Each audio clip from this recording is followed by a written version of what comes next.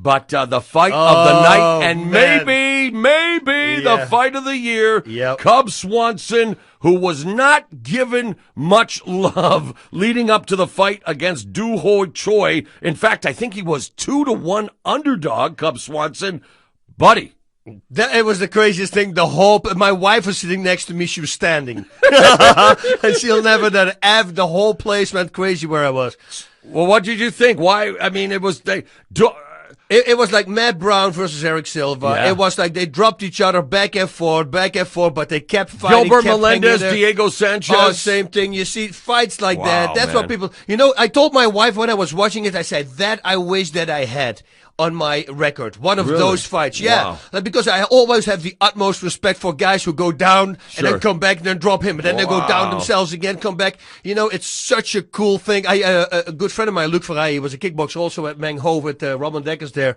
And he always wanted to be completely bloodied up in a fight. His whole face would be bleeding and then he would knock the opponent out. He says, man, I love these fights, because it looks at it, I'm getting totally destroyed, but then I knock him out. He was living for that. And this was one of those fights. It was just going crazy back and forth. Cub Swanson, man. And also, right from the get-go, I told my wife, because he got hit, by Choi. But then I look at my wife, I said, no, this is not over. This guy is such a brawler. Good, loved it. And Choi was the one who called Swanson out, and Swanson, well, he kind of took that as and he said, okay, you want to fight me, buddy? Let's do this thing. But he knew he had to do something about it. And Swanson, I mean, we've seen him on the receiving end of highlight reel knockouts. Of course, Jose Aldo, WEC, the double knees, 8 seconds. But the guy's always got hard. The guy spars with Timothy Bradley, a good friend of his. Oh, yeah. Striking is always on point. But what about Choi, who again comes into the UFC, a big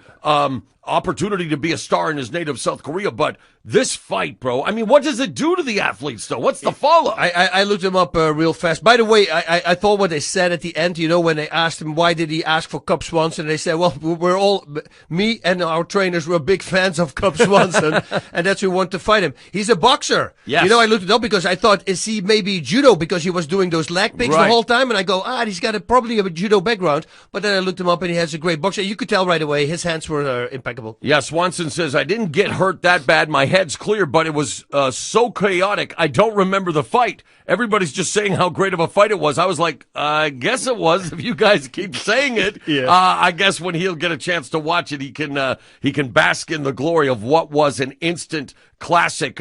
Swanson said all the film I watched on him, he was a big fan of Choi. When he called me out, though, he thought it was a little disrespectful just because I felt he only called me out because he thought I wasn't as good as I used to be or something. So it motivated Swanson, and he was ready to come out here and prove him and everyone else wrong. And, of course, Swanson also taking umbrage with the fact that a lot of fans said, this card, UFC 206, not the greatest. Canada's getting the short shrift. What's going on? Well, buddy, they got their money's worth. And then some. I mean, you got Max Holloway, 10 wins in a row, stopping Pettis. You got 2 highlight reel kick knockouts. And then, like I say, a viable fight of the year candidate between Cub Swanson and Choi. Kelvin Gastelum. Yep. What? I know I've been hard on him.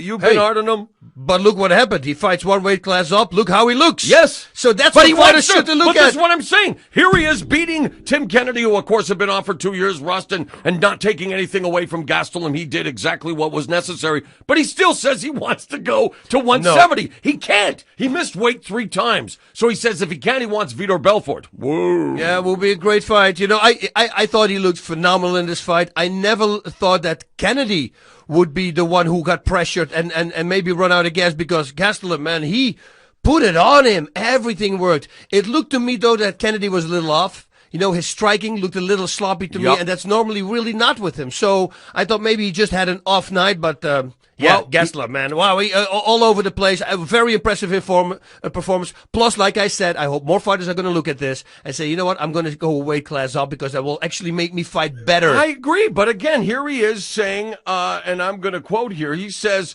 he feels that 170 pounds is the best weight class for him, but again saying that he would be willing to fight at 185 pounds if the UFC offers him a matchup of interest. I think, he says he's doing the UFC a favor because they needed a replacement for Rashad Evans. Well, he's lucky he still has a job, I really truly believe, because when you miss weight that many times, you're on thin ice. But he also said that according to him, that there are things he can do from a preparation perspective to make cutting down to welterweight an easier mission. And this bothered me, though, here, Bas, because look what he says. He goes, he wants to work with noted nutritionist George Lockhart, but that's fine.